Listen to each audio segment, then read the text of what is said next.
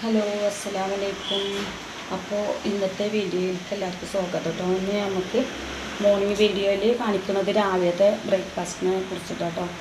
നമുക്ക് പുട്ടുണ്ടാക്കാമെന്ന് വിചാരിച്ച് നോക്കുമ്പോൾ തേങ്ങ അല്ല കേട്ടോ. അപ്പോൾ കട തുറക്കട്ടെ കൊണ്ട് കുറേ നേരം വെയിറ്റ് ചെയ്ത് നിന്ന് പൊടിയും വെച്ചിട്ട് അപ്പോൾ നോക്കുമ്പോൾ ഒരു ചാക്കിൽ കുറേ കൊട്ട തേങ്ങ ഉണ്ട് കേട്ടോ.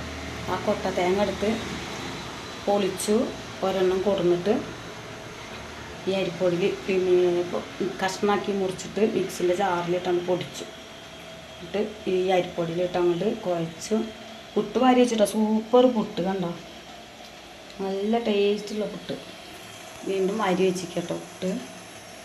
പിന്നെ എനിക്ക് ചെറുപഴം മേടിക്കണം. പിന്നെ ചായ കൂട്ടി വെച്ചിട്ടുണ്ട്, പാൽ ചായ.